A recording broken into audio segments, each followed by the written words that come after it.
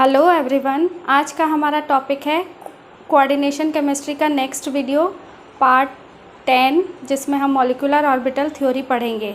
Molecular orbital theory को LFT के नाम से भी जाना जाता है। किस तरह से ऑक्टाहेड्रल कॉम्प्लेक्सेस में मॉलिक्यूलर ऑर्बिटल डायग्राम बनाया जाता है। इससे पहले मैंने कोवेलेंट बॉन्डिंग में भी एमओ डायग्राम बनाना बताया था, उसी तरह का होता है, थोड़ा सा एनलार्ज करके बता दिया जाता है, क्योंकि जो एमओटी है, कोऑर्डिनेशन केमिस्ट्री का जो एमओटी है, उसमें हम मेनली जो कोऑर्डिनेशन कंपाउंड होते हैं, मतलब डी ब्लॉक के जो एलिमेंट्स होते हैं, वो किस तरह से कॉम्प्लेक्स फॉर्मेशन करते हैं, तो वो हम स्टडी करेंगे। So let's start.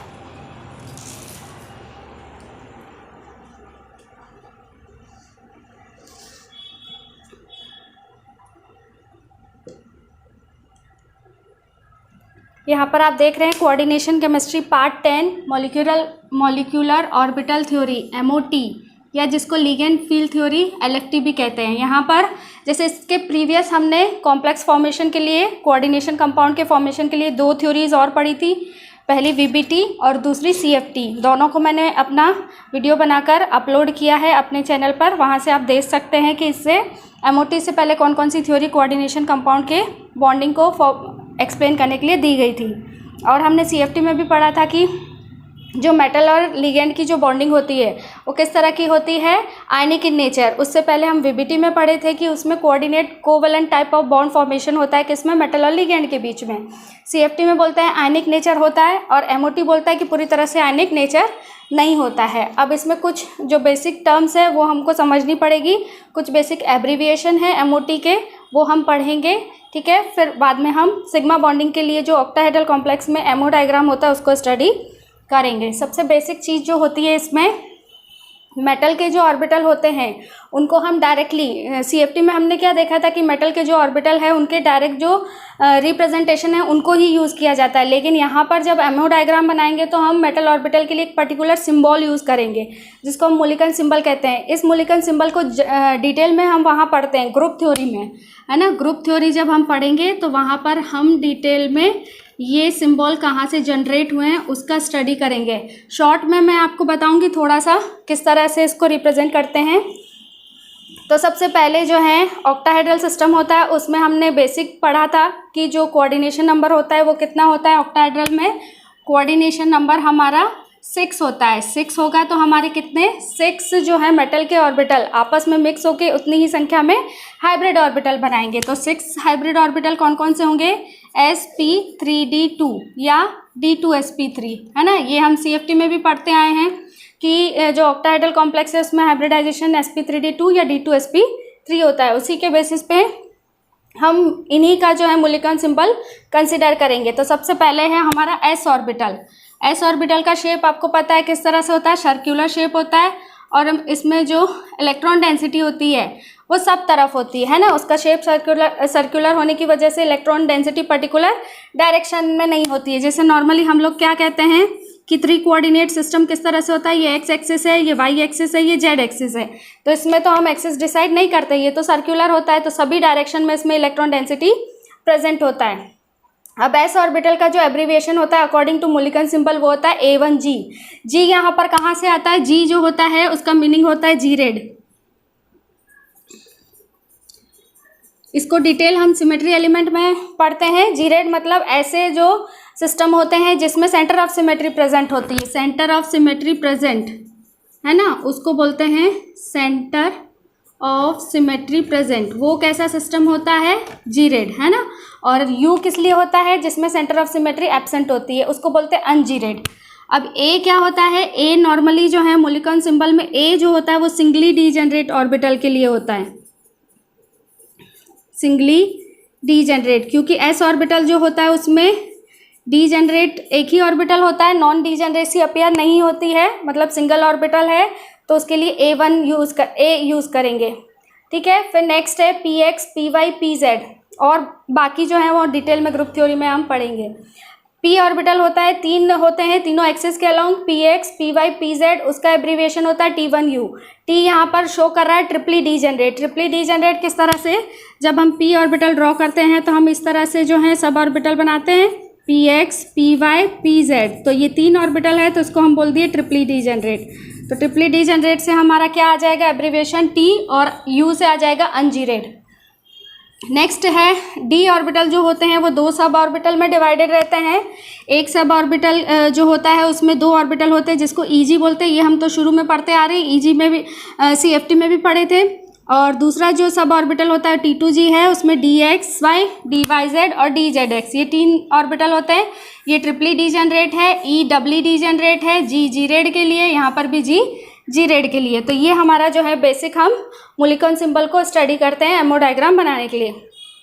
फिर है इसमें जो होता है 1 s होते हैं, 3 p ऑर्बिटल होते हैं और 2 d ऑर्बिटल होते हैं। मिक्स होके उतनी ही संख्या में हाइब्रिड ऑर्बिटल बनाते हैं, है ना। लेकिन यहाँ पर हाइब्रिडाइजेशन का कॉन्सेप्ट नहीं है, यहाँ पर क्या होता है उतनी ही संख्या में मॉलिक्यूलर ऑर्बिटल बनाते हैं। वहाँ पर हम जो है वीबीटी में नॉर्मली हम हाइब्रिड ऑर्बिटल पढ़ते हैं, यहाँ पर हम पढ़ेंगे मॉलिक्यूलर ऑर्बिटल।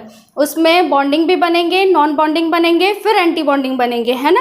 जैसा हमने केमिकल बॉन्डिंग में पढ़ा था, आप मेरे प्रीवियस वीडियो जो है केमिकल बॉन्डिंग के पार्ट 1, पार्ट 2, पार्ट 3 वहाँ से जाकर और अच्छे से डिटेल में देख सकते हैं। अब इसमें जो ऑक्टाहेड्रल सिस्टम में जो सिग्मा बॉन्डिंग होती है, 2 तरह की होती है मेटल कॉम्प्लेक्स में बॉन्डिंग, सिग्मा बॉन्डिंग और पाई बॉन्डिंग हम नेक्स्ट वीडियो में पढ़ेंगे। तो आज हम सिग्मा बॉन्डिंग पढ़ेंगे। सिग्मा बॉन्डिंग में जो ऑर्डर होता है ना, ऑर्डर होता है वो किसका होता है, एस ऑर्बिटल में सबसे ज़्यादा सिग्मा बॉन्डिंग होती है, फिर पी ऑर्बिटल में होती है, फिर डी बॉन्डिंग में होती है। इसका रीज़न वही कोवेलेंट बॉन्डिंग से आता है कि एस ऑर्बिटल जो होते हैं उनके मैक्सिमम ओवरलैपिंग होती है ना। एस ऑर्बिटल में क्या होता है, इलेक्ट्रॉन डेंसिटी जो होती है वो सभी डायरेक्शन में इक्वल होती है। लेकिन अगर पी ऑर्बिटल को देखें तो अगर हमने इसको एक्स एक्सिस माना है तो ये पी एक्स ऑर्बिटल हो गया, इसको अगर हमने जेड एक्सिस माना है तो ये पी जेड ऑर्बिटल हो गया, और एक इस तरह से होता है पी वाई ऑर्बिटल। तो ये तो पर्टिकुलर डायरेक्शन में ही होंगे, है ना, इनका किसी भी एक स्पेसिफिक डायरेक्शन में इलेक्ट्रॉन डेंसिटी होगा। लेकिन एस ऑर्बिटल का जो होता है वो इक्वल, सभी डायरेक्शन में इक्वल इलेक्ट्रॉन डेंसिटी की वजह से मैक्सिमम ओवरलैपिंग होगा। मैक्सिमम ओवरलैपिंग होता है तो क्या होता है, बॉन्ड स्ट्रॉन्ग बनता है। बॉन्ड स्ट्रॉन्ग बनता है तो सिस्टम होता है स्टेबलाइज, और जब भी कोई भी सिस्टम स्टेबलाइज होता है तो उसकी एनर्जी हमेशा डाउनवर्ड चली जाती है। तो यहाँ पर यही बताया गया कि एस ऑर्बिटल में सबसे ज़्यादा ओवरलैपिंग होती है और मोर स्टेबिलिटी होगी, लेस एनर्जी होगी। तो जब हम एमओ डायग्राम बनाएंगे तो जो सीक्वेंस रहेगा मॉलिक्यूलर ऑर्बिटल्स का वो एस ऑर्बिटल का रहेगा, फिर पी ऑर्बिटल का रहेगा, फिर डी ऑर्बिटल का, वो हम अभी डिटेल में पढ़ेंगे। ठीक है, ये तो थी हमारी बेसिक चीज़ें। अब हम यहाँ पर देखेंगे ammo diagram for octahedral system in sigma bonding. Sigma bonding में जो ऑक्टाहेड्रल सिस्टम में जो सिग्मा बॉन्डिंग होती है उसका एमओ डायग्राम।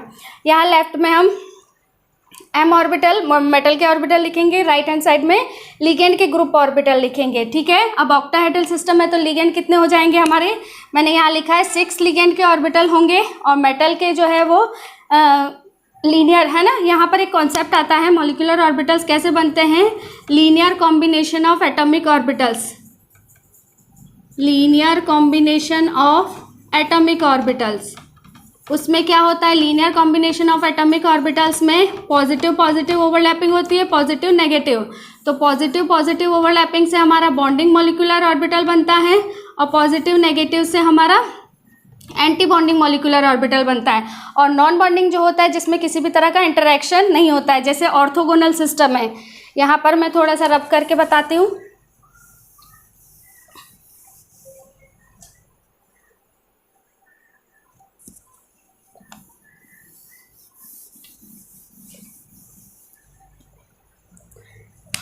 जैसे कि यहाँ पर हाँ बॉन्डिंग, फिर एंटी बॉन्डिंग, फिर नॉन बॉन्डिंग। नॉन बॉन्डिंग कैसे होता है, जैसे एक ऑर्बिटल हमारा इस तरह का तरीके का हो गया, एक ऑर्बिटल हमारा इस तरीके का हो गया, तो ये आपस में क्या होंगे, 90 डिग्री होंगे। और 90 डिग्री जब कोई भी ऑर्बिटल होता है तो उसको बोलते हैं ऑर्थोगोनल सिस्टम। ऑर्थोगोनल सिस्टम में ओवरलैपिंग जो होती है वो 0 ओवरलैपिंग होती है, मतलब ओवरलैप इंटीग्रल। ऐसे केस में ओवरलैप इंटीग्रल, ये बाकी डिटेल जो होती है वो क्वांटम में स्टडी करते हैं हम, है ना। Linear combination of atomic orbital में ओवरलैप इंटीग्रल S = 0 होता है। ठीक है, अब बॉन्डिंग अगर मॉलिक्यूलर ऑर्बिटल की बात करेंगे तो इसमें ओवरलैप इंटीग्रल जो होता है वो >0 होता है, और एंटी बॉन्डिंग मॉलिक्यूलर ऑर्बिटल की बात करेंगे तो इसमें ओवरलैप इंटीग्रल <0 होता है। ठीक है, तो ये थोड़ा जो है क्वांटम का ही पोर्शन है। क्वांटम में और अच्छे से डिटेल में मैथमेटिकली डिस्कस किया जाता है इसको। अब हम यहाँ पर देखेंगे कि राइट हैंड साइड में हमने लिगेंड के ग्रुप ऑर्बिटल ड्रॉ किए हैं, जिसको लिगेंड ग्रुप ऑर्बिटल बोल रहे हैं। ठीक है, ऑक्टाहेड्रल सिस्टम है तो 6 लिगेंड ग्रुप ऑर्बिटल है, एक लिगेंड 2 इलेक्ट्रॉन डोनेट करेगा तो 6 होंगे तो टोटल 12 इलेक्ट्रॉन डोनेट किए जाएंगे। ठीक है, कहाँ पर डोनेट करेंगे, वही मॉलिक्यूलर ऑर्बिटल में। यहाँ पर लेफ्ट हैंड साइड में हमने ड्रॉ किया है मेटल का ऑर्बिटल। मेटल के ऑर्बिटल में सबसे नीचे हम लिखेंगे, है ना, एटॉमिक ऑर्बिटल का जो एनर्जी सीक्वेंस होता है, ये एटॉमिक ऑर्बिटल है, ये भी एटॉमिक ऑर्बिटल है, ये हमारे मॉलिक्यूलर ऑर्बिटल है। उसमें नीचे बॉन्डिंग और मॉलिक्यूलर ऑर्बिटल, फिर नॉन बॉन्डिंग, फिर एंटी बॉन्डिंग, ये सीक्वेंस रहता है ना। कोवेलेंट बॉन्डिंग में भी हम इसी तरह का सीक्वेंस पढ़ते हैं। एटॉमिक ऑर्बिटल में सीक्वेंस क्या होता है एनर्जी का, सबसे पहले D orbital, n-1 D orbital. जैसे अगर हमने 3D कोई भी मेटल लिया है तो उसमें कौन कौन से ऑर्बिटल हो जाएंगे, 3D हो जाएगा, 4s हो जाएगा, 4p हो जाएगा, है ना। तो 2 D के ऑर्बिटल हो जाएंगे, एक s के और 3 p के, इस तरह से, है ना। तो इस तरह से हमारा रहेगा। तो ये हमारा D ऑर्बिटल हो जाएगा। मोस्टली हम लोग 3D सिस्टम में ही एमओ डायग्राम जो है ड्रॉ करते हैं। फिर NS ऑर्बिटल हो जाएगा, फिर NP ऑर्बिटल। नीचे मैंने यहाँ मोलिकन सिंबल बताया है, पहले लिखा है मैंने, ये हम CFT में भी पढ़े थे। D ऑर्बिटल के लिए 2 सब ऑर्बिटल होते हैं, EG और T2G। NS ऑर्बिटल के लिए जो सिंबल होता है मोलिकन सिंबल वो होता है A1G, और P ऑर्बिटल के लिए जो होता है वो T1U। अच्छा, कई बार है ना क्वेश्चन आता है इस तरीके का नेट में कि पर्टिकुलर ऑर्बिटल का जो है वो जी रेड अनजी रेड पूछ लेते हैं। पर्टिकुलर ऑर्बिटल का कैसे, जैसे कुछ एटॉमिक ऑर्बिटल है ना। नॉर्मली हमारे एटॉमिक ऑर्बिटल होता है S होता है, P होता है, D होता है, F होता है। S ऑर्बिटल जो होता है उसको अगर सेंटर ऑफ सिमेट्री देखेंगे तो इसमें होता है प्रेजेंट, तो इसको हम G बोलते हैं, है ना, G लगाते हैं। P ऑर्बिटल होता है, इसमें सेंटर ऑफ सिमेट्री होता है एब्सेंट, तो इसके लिए जो एब्रीविएशन होता है सेंटर ऑफ सिमेट्री के अकॉर्डिंग U। फिर D ऑर्बिटल होता है, इसमें होता है प्रेजेंट, तो इसके लिए होता है G। फिर F ऑर्बिटल होता है, इसके लिए एब्सेंट, तो इसके लिए U। इस तरह से सीक्वेंस बनता है, जी रेड अनजी रेड, जी रेड अनजी रेड। कई बार है ना स्टेटमेंट टाइप क्वेश्चन बन जाता है और 4 स्टेटमेंट बता दिए जाते हैं और उसमें कॉम्बिनेशन पूछा जाता है कि 1 2 करेक्ट, 1 3 करेक्ट। तो स्टेटमेंट में किस तरह से बोल देते हैं कि S और P ऑर्बिटल जो होते हैं वो सेंटर ऑफ सिमेट्री शो करते हैं, या कई बार जी रेड अनजी रेड करके लिख देते हैं। फिर लिख देते हैं P एंड D ऑर्बिटल जी रेड है या अनजी रेड है। फिर ऐसे कॉम्बिनेशन करके D एंड F ऑर्बिटल, इस तरह से 4 स्टेटमेंट बनते हैं और उसके 4 फिर ऑप्शन बनते हैं। तो इस तरह से हम सिमेट्री भी ध्यान रखेंगे। Centre of symmetry S orbital जी रेड होता है, P ऑर्बिटल अनजी रेड होता है। कैसे करेंगे, कैसे निकालेंगे, S ऑर्बिटल में यहाँ से सेंटर पॉइंट में, है ना, ये वैसे ग्रुप थ्योरी का है, थोड़ा सा मैं बता दे रही हूँ। ये कोई भी सेंटर है, उससे जो है फ्रंट की साइड, है ना, फ्रंट की साइड चलेंगे और उतनी ही जो है डिस्टेंस पे बैक साइड में, मतलब एक कोई भी सिस्टम है उससे हमको 180 डिग्री चलना है ना, सामने की तरफ और पीछे की तरफ, ये 180 डिग्री हो गया। अगर कोई भी सिस्टम है उसमें आगे की तरफ और पीछे की तरफ 180 डिग्री पे अगर हमको सेम एनवायरनमेंट मिलता है तो हम बोलेंगे सेंटर ऑफ सिमेट्री प्रेजेंट। जैसे अगर स्क्वायर हमने लिया है, ठीक है, ये हमारा स्क्वायर है और 4 लिगेंड है, तो इसमें अगर फ्रंट की तरफ चलेंगे तो एक लिगेंड मिला, पीछे की तरफ उतनी ही डायरेक्शन में, मतलब ये 180 डिग्री हो गया। 180 डिग्री पे आगे की तरफ या पीछे की तरफ चलने से अगर हमको सेम एनवायरनमेंट मिलता है तो वो सिस्टम कैसा हो जाएगा, जी रेड सिस्टम। तो S ऑर्बिटल जी रेड हो गया। P ऑर्बिटल में क्या होता है, यहाँ प्लस होता है या माइनस होता है, ये सेंटर पॉइंट है, इससे आगे की तरफ गए तो हमको प्लस मिला, पीछे की तरफ गए तो माइनस मिला, मतलब ये कैसा हो जाएगा, अनजी रेड। फिर D ऑर्बिटल के केस में कैसा होता है,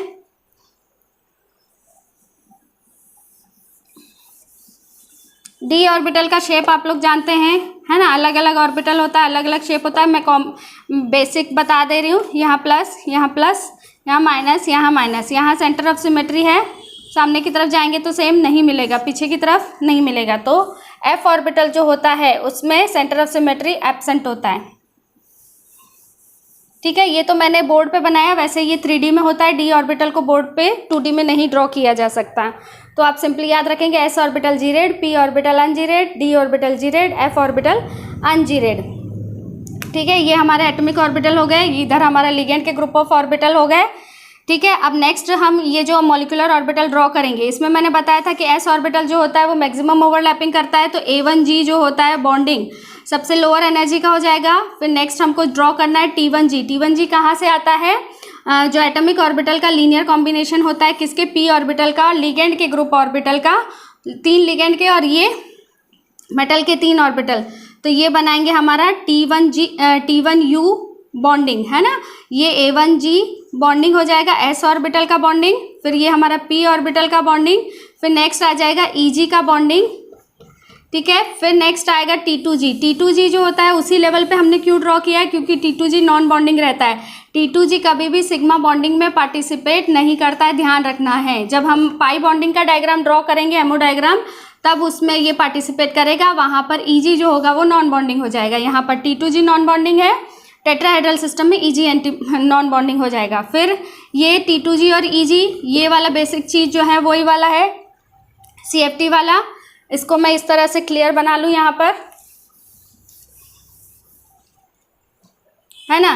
ये T2G हमारा नॉन बॉन्डिंग हो गया। फिर आ जाएगा हमारा EG एंटी बॉन्डिंग। T2G और EG के बीच का गैप जो होता है CFT में भी हम डेल्टा O ही कंसिडर करते हैं। इसको हम बोलते हैं क्रिस्टल फील्ड स्प्लिटिंग एनर्जी।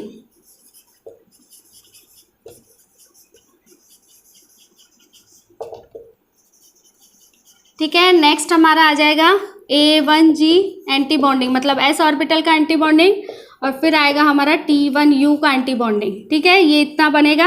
अब लिगेंड के 6 ऑर्बिटल है तो 12 इलेक्ट्रॉन डोनेट करेंगे। नीचे जैसे A1G बॉन्डिंग है, A1G में मैक्सिमम कैपेसिटी 2 इलेक्ट्रॉन की होगी। फिर हमारा T1U बॉन्डिंग है, इसमें क्या होता है 3 p ऑर्बिटल होते हैं, तो टोटल 6 इलेक्ट्रॉन हो जाएंगे। लिगेंड टोटल कितने हैं, 12 इलेक्ट्रॉन दे रहा है ना, 6 लिगेंड है 12 इलेक्ट्रॉन, तो ये हमारे हो गए 2 4 6 8। अब हमारा नेक्स्ट है EG बॉन्डिंग, तो कितने बच गए। EG में जो मैक्सिमम कैपेसिटी कितनी होती है, 4 इलेक्ट्रॉन की होती है, 2 ऑर्बिटल होते हैं, तो ये सारे जो हैं वो लिगेंड के इलेक्ट्रॉन हैं। फिर नेक्स्ट बारी आती है हमारे मेटल के इलेक्ट्रॉन की। ठीक है, तो मेटल के इलेक्ट्रॉन हम इसमें भरेंगे। मोस्टली हमको मेटल के इलेक्ट्रॉन एग्जाम के पॉइंट ऑफ व्यू से हमको सिर्फ मेटल का इलेक्ट्रॉन मॉलिक्यूलर ऑर्बिटल का कॉन्फ़िगरेशन ध्यान रखना है, लिगेंड का ध्यान नहीं रखना है। तो इस तरह यहाँ पर कौन सा इलेक्ट्रॉन का फिलिंग होगा वो ध्यान रखना है। इसमें भी हमको हाई स्पिन लो स्पिन ध्यान रखना है, जैसे कि हम पहले ध्यान रखते हैं। हाँ, अब ये हो गया हमारा पूरा डायग्राम। ठीक है, जैसे अगर सपोज मैंने कोई भी सिस्टम लिया, कौन सा, जैसे आयरन +2 है, ठीक है, और इसके साथ साइनाइड लिगेंड है, तो आयरन +2 है, साइनाइड है, तो इसमें हाई स्पिन हो सकता है, साइनाइड है तो लो स्पिन होगा, नहीं तो कोई दूसरा जैसे क्लोराइड जैसा लिगेंड है तो हाई स्पिन होगा। तो हाई स्पिन लो स्पिन दोनों में भर के बता रही हूँ। अगर आयरन होगा +2 में तो क्या हो जाएगा 3d6। अब हाई स्पिन होगा तो 3d6 में कैसे भरेंगे, 3d6 है, हाई स्पिन है, वही हुंड रूल फॉलो होगा, 1 2 3 4 5 और ये 6। तो इस तरह से हो जाएगा हमारा कॉम्बिनेशन कॉन्फ़िगरेशन T2G4 EG2, ये हो गया हाई स्पिन में। अगर आयरन +2 है वो लो स्पिन में है तो हम किस तरह से भरेंगे,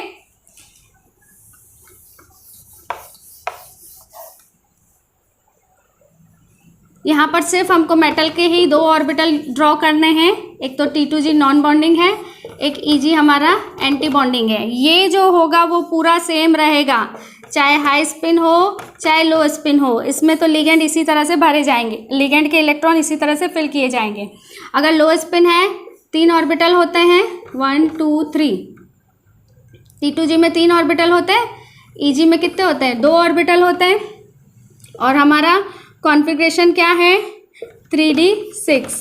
अब लो स्पिन में है तो क्या करेंगे 1 2 3 4 5 6।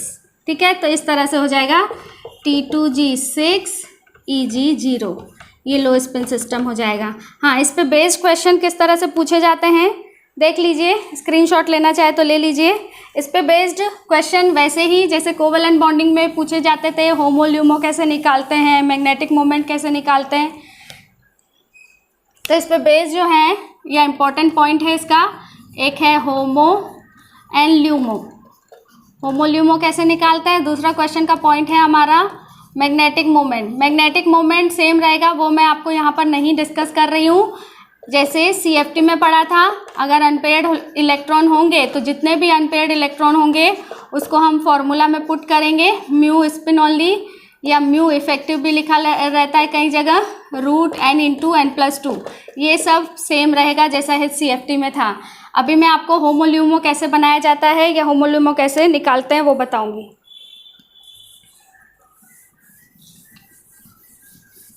कोई भी एक कॉम्प्लेक्स ले लेते हैं, ऑक्टाहेड्रल कॉम्प्लेक्स, हाई स्पिन लो स्पिन कोई भी, और फिर हम उसको डिस्कस करते हैं विद एग्जांपल। सबसे पहला जैसे मैंने एग्जांपल लिया FeCN6 4-। अब यहाँ क्या करेंगे, एमओ डायग्राम आपको पूरा याद रखने की नीड नहीं है, मैंने अभी बताया था। जैसे यहाँ पर हम देखे थे T2G नॉन बॉन्डिंग था और यहाँ पर हमारा EG एंटी बॉन्डिंग था। इतना ही याद रखना है क्योंकि ऑक्टाहेड्रल सिस्टम है, 12 इलेक्ट्रॉन तो नीचे वैसे ही भर जाएंगे लिगेंड के। यहाँ पर हमारा A1G का भर जाएगा, ये T1U का भर जाएगा और इधर हो जाएगा हमारा EG का बॉन्डिंग। ये पूरा लिगेंड के 12 इलेक्ट्रॉन से 12 इलेक्ट्रॉन से भर जाएगा। ठीक है, अब बार बार प्रैक्टिस करेंगे तो ये पूरा याद भी हो जाएगा, है ना, कि किस तरह से सीक्वेंस होता है। और मैं शॉर्ट ट्रिक भी बताऊंगी इसके सीक्वेंस को याद रखने की, जब हम आगे चार्ज ट्रांसफर स्पेक्ट्रा इसी का पार्ट है उसको पढ़ेंगे जब। अब यहाँ पर x है -6 = -4, x = +6 -4 मतलब +2, Fe+2 है। लिगेंड हमारा कैसा, Fe+2 में 3d6। लिगेंड हमारा कैसा है, स्ट्रॉन्ग फील्ड है तो लो स्पिन है, हुंड रूल फॉलो नहीं होगा, हुंड रूल को लिख के काट देंगे। अब हमारा वही सिस्टम है, अभी मैंने बताया था वही एग्जांपल है। यहाँ पर हम इलेक्ट्रॉन भरेंगे, 3 ऑर्बिटल इसके हो जाएंगे, 2 ऑर्बिटल इसके हो जाएंगे, 6 इलेक्ट्रॉन हैं। अब क्या है, लो स्पिन है, 1 2 3 4 5 6। ठीक है, अब होमो कौन सा होगा, हाईएस्ट ऑक्यूपाइड मॉलिक्यूलर ऑर्बिटल। इस कॉम्प्लेक्स में हमारा क्या निकलेगा, T2G नॉन बॉन्डिंग, ये हमारा होमो हो जाएगा। ल्यूमो क्या हो जाएगा हमारा, LUMO lowest unoccupied molecular orbital, वो हो जाएगा EG एंटी बॉन्डिंग। ठीक है, एक और एग्जांपल लेते हैं होमोल्यूमो कैलकुलेट करने के लिए।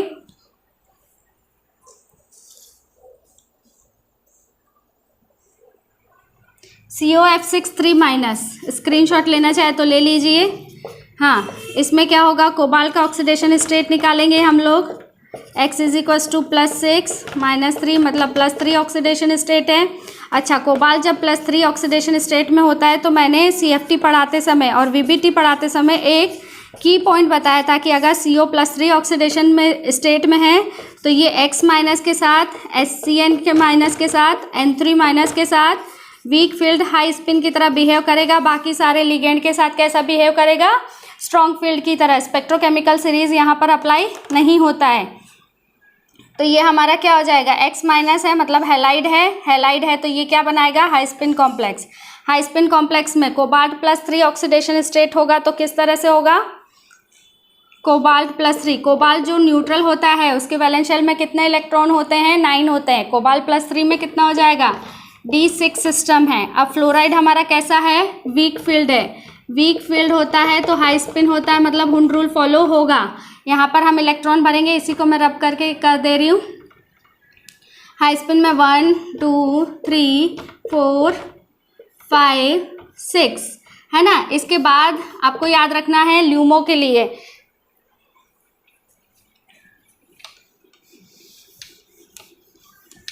ड्रॉ कर लीजिए।